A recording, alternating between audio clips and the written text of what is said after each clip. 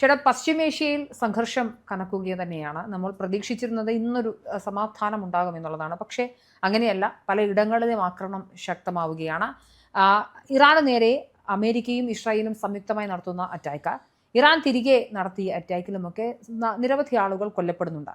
നിങ്ങളിതിൽ ഏത് പക്ഷത്താണ് എന്ന് ചോദിച്ചു കഴിഞ്ഞാൽ, ഒരു യുദ്ധത്തിൽ പക്ഷം പിടിക്കുന്നതൊന്നും ഒരു മര്യാദയല്ല, ആധുനിക മനുഷ്യന് നിരക്കുന്നതല്ല എങ്കിൽ പോലും വ്യക്തിപരമായ ഒരു ഒബ്സർവേഷൻ ഈ വിഷയത്തിൽ പറയേണ്ടതുണ്ട്. ഇറാൻ ഇത് സ്വയം വരുത്തി വെച്ചതാണ്. അതാണ് ഇറാനെ സംബന്ധിച്ചിടത്തോളം മര്യാദയ്ക്ക് കഴിഞ്ഞ എത്രയോ നാളുകളായി ഇത് പറഞ്ഞത്. ഒക്ടോബർ 7, 2023 എന്ന് പറയുന്ന ഒരു ഡേറ്റ്, ആ ഡേറ്റിൽ ഫിക്സ് ആയത് തന്നെയാണ് ഖമനേയ്ക്ക് അധികം കാലമില്ല എന്നുള്ളത്.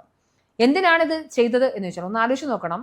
ഇറാൻ എന്ന് പറയുന്ന രാഷ്ട്രം ഈ മതഭരണകൂടം, അതായത് ഇസ്ലാമിക് റിജിയൻ വരുന്നതിന് മുൻപ് തന്നെ ഇസ്രായേൽ എന്ന് പറയുന്ന രാഷ്ട്രത്തിനോട് വളരെയധികം ചേർന്ന് നിന്നിരുന്ന ഒരു രാഷ്ട്രമായിരുന്നു. ഒരു കാലത്ത് ഇസ്രായേൽ എന്ന് പറയുന്ന രാജ്യത്തിന് കൈകൊടുത്ത് കാലത്ത് അംഗീകരിച്ച ഒരു രാജ്യമാണ്. അതുമാത്രമല്ല, അംബാസഡർമാരുണ്ടായിരുന്നു, പരസ്പരം കാര്യങ്ങൾ എണ്ണയും എല്ലാ തരത്തിലുള്ള സഹകരണം ഉണ്ടായിരുന്നു. ഈ ഇറാന്റെ പട്ടാളത്തിന് മൊസാദ് നേരിട്ട് വന്ന് ട്രെയിനിങ് കൊടുത്തൊരു കാലമുണ്ടായിരുന്നു. ഇതിൽ നിന്നൊക്കെ മാറിക്കൊണ്ട് ഇസ്ലാമിക് റീജിയൻ വരികയും ആയത്തുള്ള ഖൊമേനിയും അതിനുശേഷം ഖമനയും വന്നതിന് ശേഷം ഇസ്രായേൽ എന്ന് പറയുന്ന രാജ്യത്തെ death to Israel, death to America, അതായത് ഇസ്രായേലിന്റെയും അമേരിക്കയുടെയും സർവനാശം കാണണമെന്ന അതിമോഹമായിരുന്നു ഖമനയ്ക്കുണ്ടായിരുന്നത്. സ്വന്തം നാട്ടിലെ ജനങ്ങളുടെ കണ്ണുനീരും അവരുടെ ബുദ്ധിമുട്ടോ മനസ്സിലാക്കുന്നില്ല. സ്വന്തം നാട്ടിലെ ജനങ്ങൾക്ക് സ്വാതന്ത്ര്യം വേണ്ട. സ്ത്രീകൾ എന്ന് പറഞ്ഞു കഴിഞ്ഞാൽ സ്ത്രീകൾ എന്നാൽ മൃഗങ്ങൾ എന്നാണ് പറഞ്ഞിരുന്നത്. ഈ മൃഗങ്ങൾ ആണുങ്ങൾക്ക് വേണ്ടി ഉള്ളതാണ് എന്നുള്ളതാണ് ഖമനൈ പറഞ്ഞുകൊണ്ടിരുന്നത്. ഇങ്ങനെ ഒരു രാജ്യം ഇങ്ങനെ പോകവെയാണ് അതിന്റെ ഏറ്റവും ഇനി ഇതിന്റെ മകളിലൊന്നുമില്ല എന്ന രീതിയിൽ ആണവായുധ അല്ലെങ്കിൽ ആണവ സമ്പുഷ്ടീകരണം നടക്കുന്നത്. ഇറാൻ എന്ന രാജ്യത്തെ നമുക്കറിയാം, ഒരു ആണവ കരാറിൽ ഏർപ്പെട്ടതാണ്. ആണവ രാഷ്ട്രമാകാൻ പാടില്ല എന്ന് കൃത്യമായി അവർ ഒപ്പിട്ട് നൽകിയതാണ്. എന്നിട്ട് അത് റാറ്റിഫൈ ചെയ്തതാണ്. എന്നിട്ട് ഇതൊക്കെ അംഗീകരിച്ച് നിലനിൽക്കെ തന്നെ എല്ലാവരുടെയും മുന്നിൽ ഒട്ടും ട്രാൻസ്പെറന്റ് അല്ലാതെ അവർ ആണവ സമ്പുഷ്ടീകരണം നടത്തിക്കൊണ്ടിരിക്കുകയാണ്. ഇതിൽ ശ്രദ്ധിക്കേണ്ട ഒരു കാര്യം, ഈ ലോകത്ത് ഒരുപാട് മുസ്ലിം രാജ്യങ്ങളുണ്ട്. പക്ഷെ ആ മുസ്ലിം രാജ്യങ്ങളിൽ ഈ ഇസ്ലാമിക് പൊളിറ്റിക്കൽ ഇസ്ലാം നടപ്പിലാക്കുന്ന ഒരേ ഒരു രാജ്യം ഇറാനാണ്. വേറെ ആരും ഗൾഫ് രാജ്യങ്ങൾ ഉൾപ്പെടെ ആരും ചെയ്യുന്നില്ല. അഫ്ഗാനിസ്ഥാനൊക്കെ ഉണ്ട്.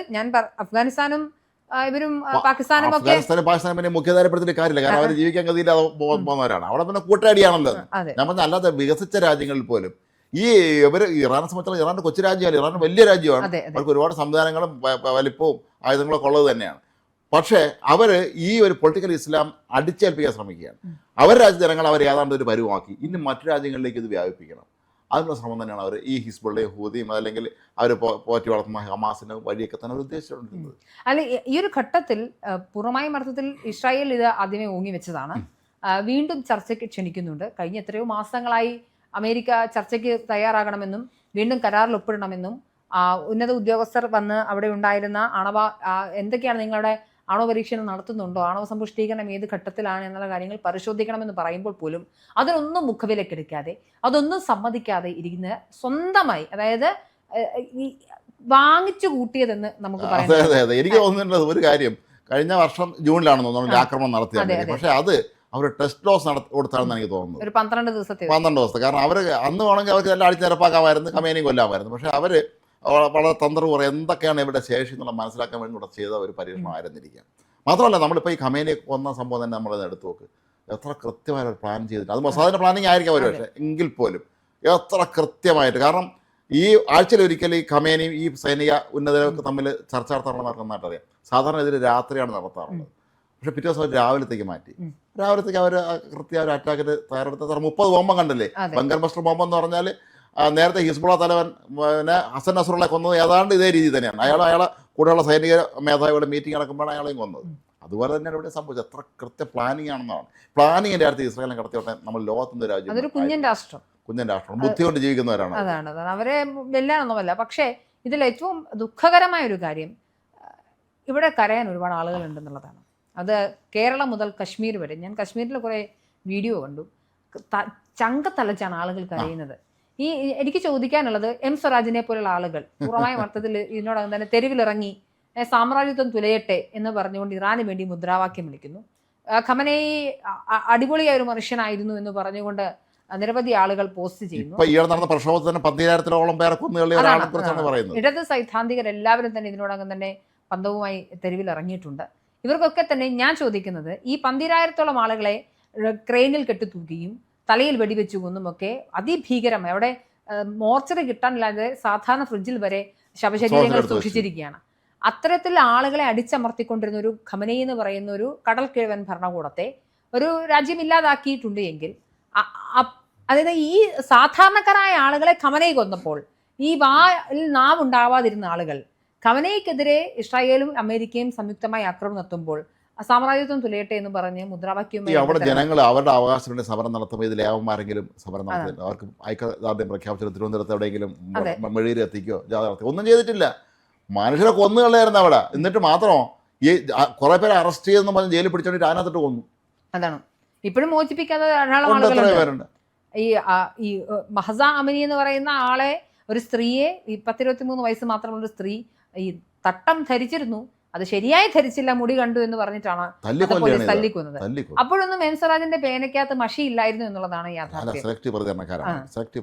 അല്ല, ഇവിടെ എനിക്ക് മനസ്സിലാവാത്തത് വേറൊരു വശമുണ്ട് കേട്ടോ. അതായത് ഇന്ത്യയിൽ നിന്ന് ധാരാളമായി കുടിയേറ്റമുള്ളതാണ് GCC രാഷ്ട്രങ്ങളിലേക്കെല്ലാം തന്നെ. പെറ്റമ്മയല്ല പോറ്റമ്മയാണ് എന്ന് പറഞ്ഞ് ഊറ്റം കൊള്ളുന്ന ആളുകളാണ്. പക്ഷെ ഈ പോറ്റമ്മവാദികളൊന്നും തന്നെ ഇറാൻ ഈ മറ്റുള്ള GCC കൺട്രീസിലേക്ക് ആക്രമണം നടത്തിയപ്പോൾ അതിനും വേണ്ടിയിട്ടില്ല. ശ്രദ്ധിച്ചിട്ടുണ്ടായിരുന്നു നമ്മുടെ ഒരുപാട് നേതാക്കന്മാർ, ഇടതുപക്ഷ നേതാക്കന്മാർ അധികം ശബ്ദിച്ചിട്ടില്ല. ചിലരൊക്കെ സ്വരാജൊക്കെ സൈദ്ധാന്തിക ഭാഷയിൽ പറയുന്നു എന്നുള്ളതല്ലാതെ. കാരണം ഈ നമ്മുടെ നാട്ടിലെ ഇടതുപക്ഷ നേതാക്കന്മാരെ മക്കൾ ജോലി ചെയ്യുന്നതും ബിസിനസ് നടത്തുന്നതും ഗൾഫ് രാജ്യങ്ങളിൽ തന്നെയാണ്. ഒരുപാട് ഇറാനെ പോഴ്ത്താനൊക്കെ പോയാലേ അടുത്ത വണ്ടി കയറ്റി വിടുക അവര്. അതാണ് കാര്യം. അല്ല, ഇവിടുന്ന് പോറ്റമ്മയാണെന്ന് പറയുന്ന പല ആളുകളും അവർക്ക് അന്നം തരുന്ന ഒരു രാജ്യത്തിന് നേരെ ആക്രമണം ഉണ്ടായിട്ട് മിണ്ടുന്നില്ല. അല്ല, നോക്കൂ മനുജ, നമ്മുടെ നാട്ടിൽ തൊഴിലില്ലായ്മ എന്ന് പറഞ്ഞാൽ വലിയൊരു പ്രശ്നം തന്നെയാണ്. നമ്മുടെ നാട്ടിൽ ഒരു 70കളുടെയൊക്കെ ആദ്യമാണ് ശരിക്കും ഈ ഗൾഫ് രാജ്യങ്ങളൊക്കെ തുടങ്ങിയത്. എത്ര കുടുംബങ്ങൾ നമ്മുടെ നാടിൻ്റെ അവസ്ഥ മാറി. ഗൾഫ് രാജ്യങ്ങൾ പണ്ട് സിംഗപ്പൂർ, മലേഷ്യയിലൊക്കെ പോകുമായിരുന്നു, അല്ലെങ്കിൽ അമേരിക്ക പോകുമായിരുന്നു, അവരുടെ എണ്ണം കുറവാണ്. പക്ഷെ ഗൾഫ് രാജ്യങ്ങളിൽ ആ രാജ്യങ്ങളെല്ലാം തന്നെ നിർമ്മിച്ചെടുക്കാൻ വേണ്ടി പോയ നമ്മളെ പ്രത്യേക കേരളത്തിലുള്ള ആളുകൾ എത്ര കുടുംബങ്ങൾ ഞങ്ങളുടെ നാട്ടിൽ തന്നെ നമുക്കറിയാം, നാട്ടുമ്പുറത്ത് അറിയാവുന്ന എത്രയോ പേര് അവിടെ പോയി അവരുടെ കുടുംബം രക്ഷപ്പെടുത്തിയവരുണ്ട്. അപ്പോൾ ശരിക്കും പറഞ്ഞാൽ നമ്മൾ മലയാളികളൊക്കെ ചെയ്യേണ്ടത് ഈ ഒരു അവസരത്തിൽ നമ്മൾ നിൽക്കേണ്ടത് ഉറപ്പായും ഗൾഫ് രാജ്യങ്ങൾക്കൊപ്പമാണ്, GCCക്കൊപ്പം നമ്മൾ നിൽക്കണം. തീർച്ചയായിട്ടും അത്തരമൊരു രാജ്യത്തിനൊപ്പം നിൽക്കുക എന്ന് പറയുന്നതിനകത്ത് ചില നമ്മുടെ ഭാഗത്ത് നന്മയും കൂടെയുള്ളവർക്ക് എങ്ങനെ നിൽക്കാൻ പറ്റുകയുള്ളൂ. ഇറാനിൽ സാധാരണക്കാരായ ആളുകൾ കൊല്ലപ്പെടുന്നുണ്ട്. ഇപ്പോൾ 585-ലധികം ആളുകൾ കൊല്ലപ്പെട്ടതായാണ് കണക്കുകൾ പറയുന്നത്. 1-2 സ്കൂളുകൾക്ക് നേരെ ആക്രമണം ഉണ്ടാകുന്നുണ്ട്. 150-ലധികം വിദ്യാർത്ഥികൾ. അതാണ് അവർ ക്ലെയിം ചെയ്യുന്നതാണ്. പക്ഷേ ഇതിലൊക്കെ ഏറ്റവും പ്രധാനപ്പെട്ട പ്രശ്നം ഇറാനിലെ ഒരു വിഷയങ്ങളും വിവരങ്ങളും നമുക്ക് സ്ഥിരീകരിക്കാനാവുന്നില്ല എന്നുള്ളതാണ്. അവർ പറയുന്ന ഒരു കാര്യങ്ങളെയും നമുക്ക് സ്ഥിരീകരിക്കണമെങ്കിൽ ഒന്നെങ്കിൽ ഏതെങ്കിലും ഇന്റർനാഷണൽ ഏജൻസി അത് വെരിഫൈ ചെയ്യേണ്ടതുണ്ട്. പക്ഷെ ഇറാൻ ഒരു വെള്ളം കയറാത്ത അറ പോലെയായി നിലനിൽക്കുന്നതിനാൽ പല കാര്യങ്ങളും നമുക്ക് വെരിഫൈ മാത്രമല്ല, നേരത്തെ ഇന്റർനെറ്റ് കട്ട് ചെയ്തു പ്രശ്നം നടന്ന സമയത്ത്. കൃത്യ വിവരങ്ങൾ മാത്രമല്ല, ഇപ്പൊ നമുക്ക് ലഭിക്കുന്ന വിവരങ്ങൾ തന്നെ ഇവര് തരുന്ന വിവരങ്ങളേ ഉള്ളൂ. സത്യമാണോ നല്ല ഉറപ്പുണ്ട്. ഇനി സത്യമാണെങ്കിൽ, കുരുന്നുകൾ മരിച്ചിട്ടുണ്ടെങ്കിൽ അതൊക്കെ തീർച്ചയായും ക്രൂരമാണ്. അതിനെയൊന്നും നമുക്ക് അംഗീകരിക്കാൻ സാധിക്കില്ല. യുദ്ധങ്ങളെ അംഗീകരിക്കുക, എന്താ പറയുക, അതിനെ അനുകൂലിക്കുകയും ചെയ്യുകയല്ല. പക്ഷെ ഇത് വരുത്തി വെച്ചതാണ്. ഇറാൻ പോലെയുള്ളൊരു തെമ്മാടി രാഷ്ട്രം ഇത്തരത്തിലൊരു ആണവ സമ്പുഷ്ടീകരണം പൂർത്തീകരിക്കുകയും അവർ ആണവായുധങ്ങൾ നിർമ്മിക്കുകയും ചെയ്യുന്ന ഒരു കാലഘട്ടത്തിൽ ഇപ്പോൾ അവർ ഇത് ഓങ്ങി വെച്ചത്, ഇപ്പോൾ GCC കൺട്രീസിനെതിരെ ഇവ ചെറിയ ചെറിയ മിസൈലുകളും അല്ലെങ്കിൽ ഡ്രോൺ ആക്രമണങ്ങളും ഒക്കെയാണ് നടത്തുന്നത്. ആണവ സമ്പുഷ്ടീകരണം കൂടെ നടത്തിക്കഴിഞ്ഞാൽ എന്തായിരിക്കും? മാത്രമല്ല ഹോർമൂസ് കടലിടുക്ക് അടയ്ക്കുന്ന സാഹചര്യം. എനിക്ക് തോന്നുന്നത് ഈ വരും ദിവസങ്ങളിൽ ഇപ്പൊ 4 ആഴ്ച എന്നൊക്കെ ട്രംപ് പറയുന്നുണ്ട്. പക്ഷെ ഒരു ഘട്ടം കഴിയുമ്പോൾ സംഭവിക്കാൻ സാധ്യതയുള്ളത് GCC രാജ്യങ്ങൾ ഇവന്മാരെ നിരന്തരം മിസൈൽ അയക്കുമ്പോൾ അവരവസാനം അവർ അമേരിക്കയോട് പറയും, നിങ്ങൾ ആക്രമിക്കാൻ പറയും. ഇവിടെ നിന്ന് നിലവിൽ ഗൾഫിലെ സൈനിക അമേരിക്കൻ താവളങ്ങളിൽ നിന്ന് ഇവർക്ക് നേരെ ആക്രമണം നടത്തിയിട്ടില്ല.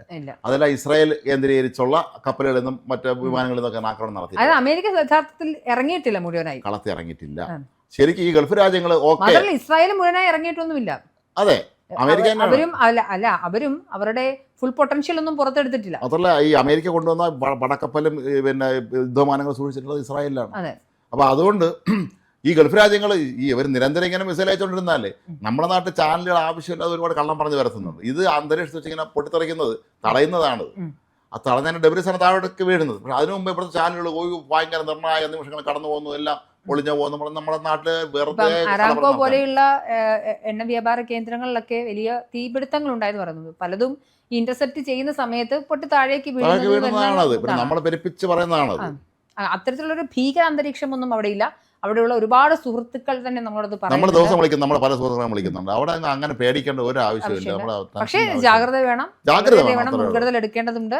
ഇത് ഒരു വാറാണ്, അത് ഏത് തരത്തിൽ എസ്കലേറ്റ് ആകും എന്നുള്ള കാര്യം നമുക്ക് ഒന്നും പറയാൻ ഏതായാലും ഒരു കാര്യം ഉറപ്പാക്കാം, ഇത് ഇറാന് ഇതിന് വലിയ വില കൊടുക്കേണ്ടി വരും. ഇറാനിലെ ഈ മതഭരണകൂടം അവിടെ നിന്ന് പുറത്താക്കപ്പെടുക തന്നെ ചെയ്യും എന്നുള്ള കാര്യം ഉറപ്പാണ്.